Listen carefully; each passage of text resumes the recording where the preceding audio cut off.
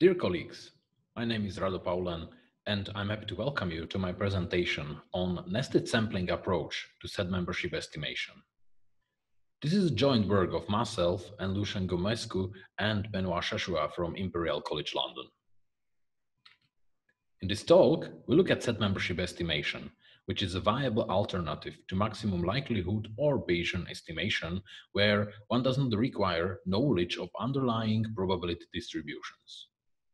On the other hand, the use of set membership estimation often requires a use of set-based tools, as we try to characterize a set that is a priori included in some set P naught and is given by a bunch of nonlinear inequalities which might involve nonlinear process dynamics.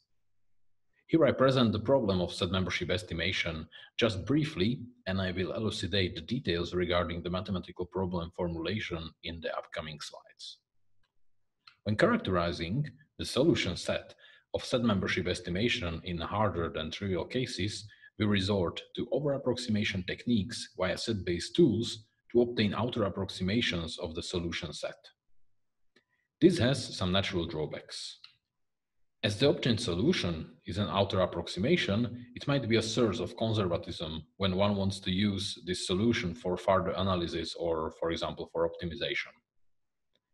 Moreover, the set-based tools are often prone to curse of dimensionality, and the computational burden scales exponentially not only with the dimension of the search space, but also with the volume of the a priori set P naught. In this talk, we look at inner approximation of the solution set PE via sampling methods. Obtaining well-spread samples from the solution set can be, for example, an input to scenario-based optimization over the set membership or uncertainty regions. Luckily, Bayesian estimation methods based on sampling are well developed, and we can draw much of inspiration for our endeavor. In this talk, we present an algorithm based on nested sampling, which is currently one of the most promising sampling methods in Bayesian estimation. Before talking about nested sampling, let us define the problem of set membership estimation in more detail. Imagine that we have a model at hand and we want to estimate its parameters. I will use a capital F as a shorthand for mapping between the output predictions and parameter space. Note that I keep here an explicit reference to measurement time, as the model could involve nonlinear dynamics. As a part of model building, we conduct some experiments and gather planned outputs denoted as Y. Next, we infer a particular point in the parameter space that would represent the parameter values which, when plugged into the model, would best describe the observed measurements in some sense.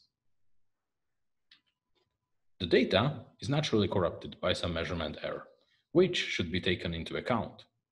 If we do not possess knowledge on the statistical distribution of the measurement error, we might at least have information about the bounds of the measurement noise.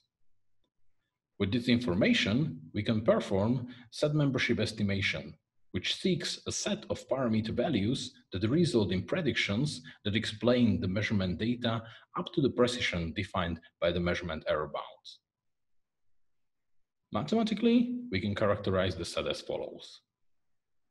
And we can generally describe it as a nonlinear inequalities involving differential equations. Note that this kind of generalization of the set definition also allows to go beyond the set membership estimation as a result of this work. Let us now briefly review the nested sampling approach to Bayesian estimation, which will be a base for the algorithm for inner approximating the solution set of set membership estimation.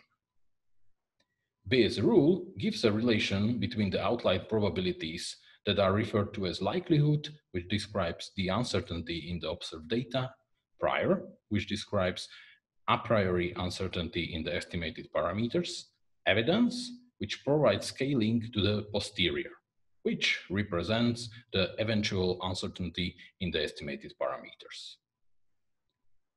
Basics of Bayesian estimation lie in finding the value of this integral, which can be pretty hard. The idea of nested sampling comes from Skilling, who realized that it is far easier to split the problem into sampling from the level sets of the likelihood function. Let us imagine a likelihood function and its four contours. To calculate the probability mass enclosed by each contour, one only requires samples from the prior, which is usually quite easy.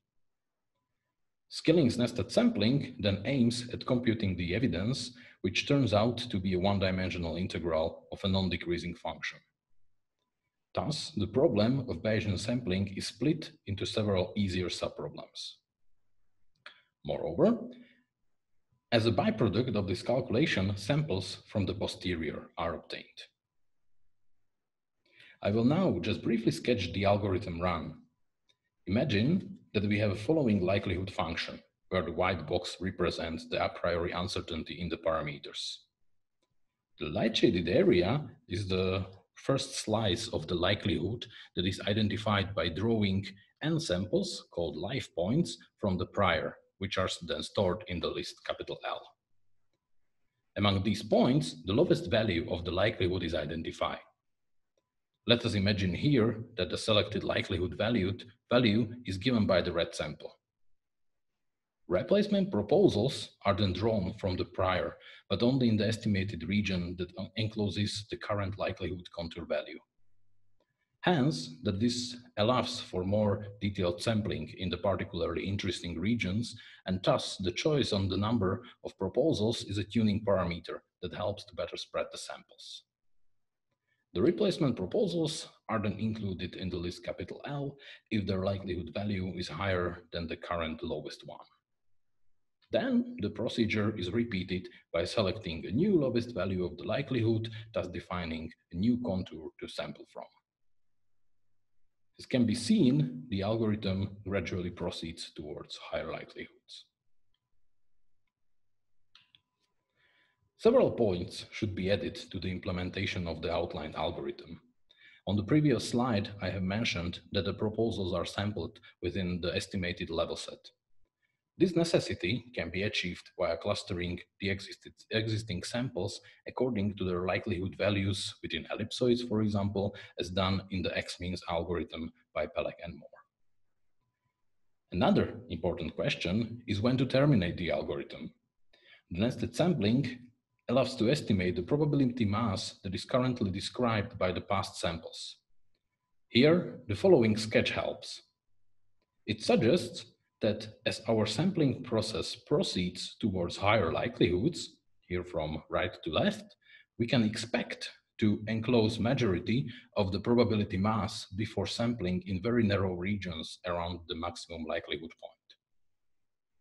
Bayesian statistics usually sets the threshold for the remaining contribution of the life points to the probability mass to around 10%. There are some distinct features of the nested sampling that make it superior compared to other competing sampling algorithms.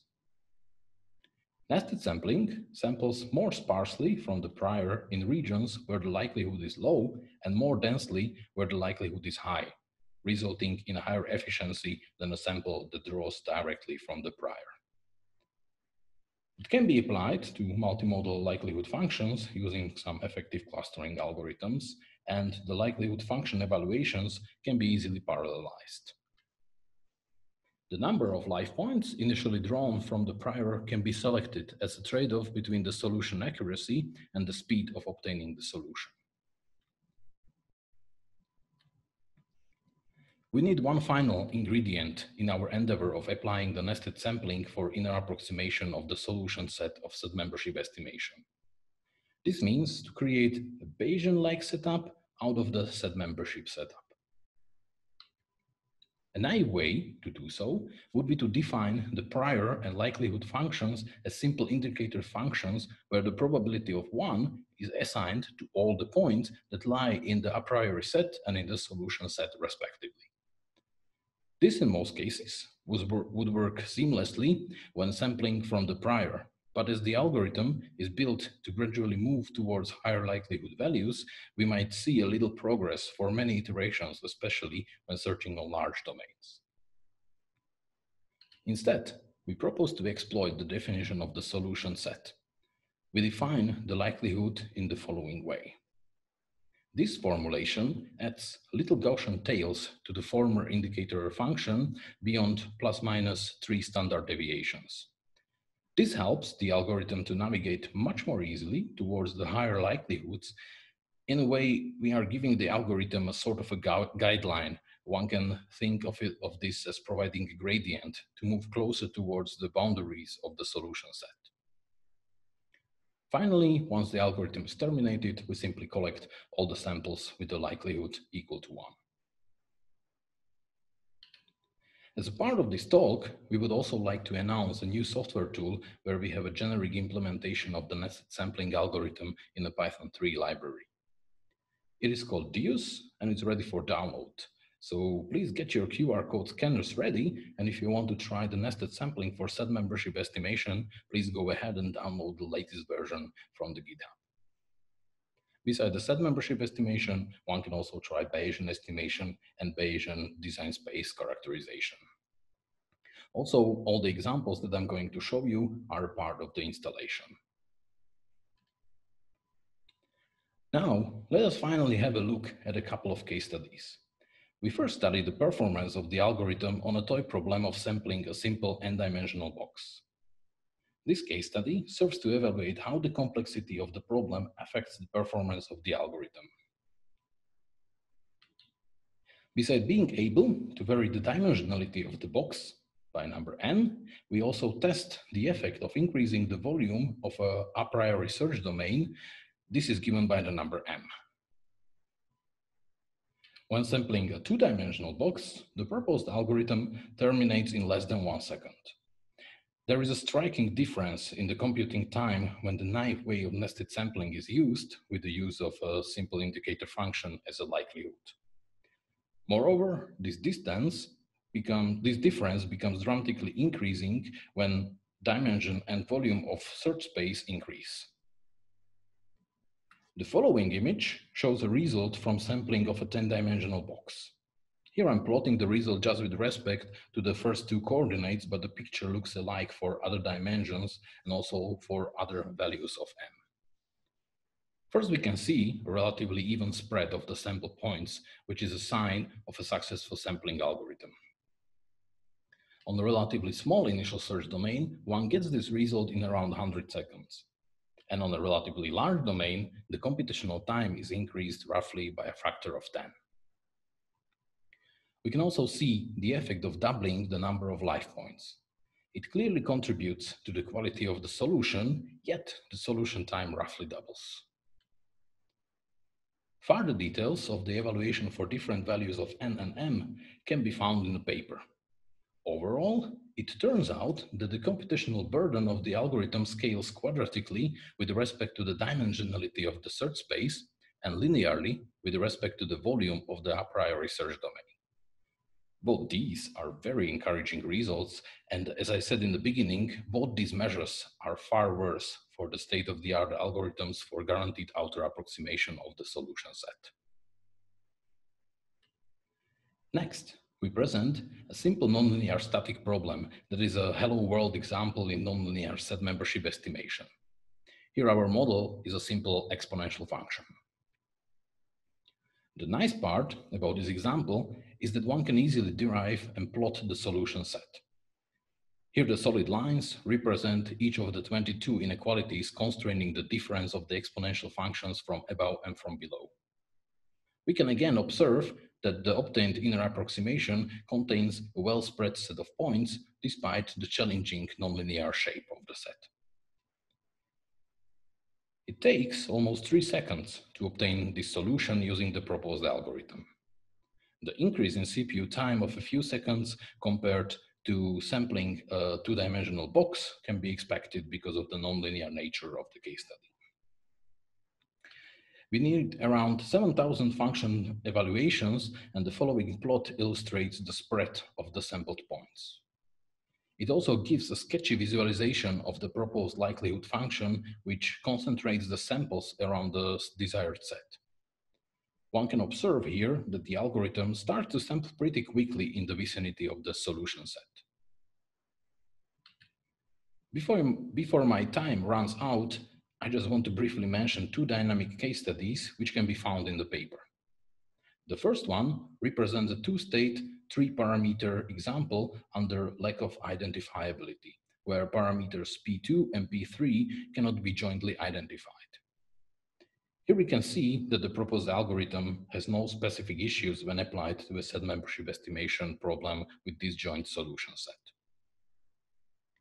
Our final example is based on an anaerobic digester model, which contains 6 states and 3 measured outputs. There are in total 11 parameters to estimate. We can again conclude that the nested sampling algorithm returns a reasonably accurate solution. The solution time is very pleasing, as it takes just 1 hour to obtain the solution. Moreover, we note here that for such a case, the characterization of the solution set by validated outer approximation is practically infeasible using set-based techniques. Dear colleagues, let me conclude here. We presented a novel technique based on Bayesian nested sampling for set membership estimation. We are encouraged by favorable computational performance of the proposed method, which outperforms set-based computing or quasi-random sampling techniques. Of course, we do not claim that obtaining an inner approximation replaces a fully validated outer approximations, but we see a great potential in the use of inner approximations for certain specific tasks, such as scenario-based optimization, identifiability analysis, etc. I'm looking forward to your questions either through the channels available these days at this Congress or whenever via an email. Thank you for your attention.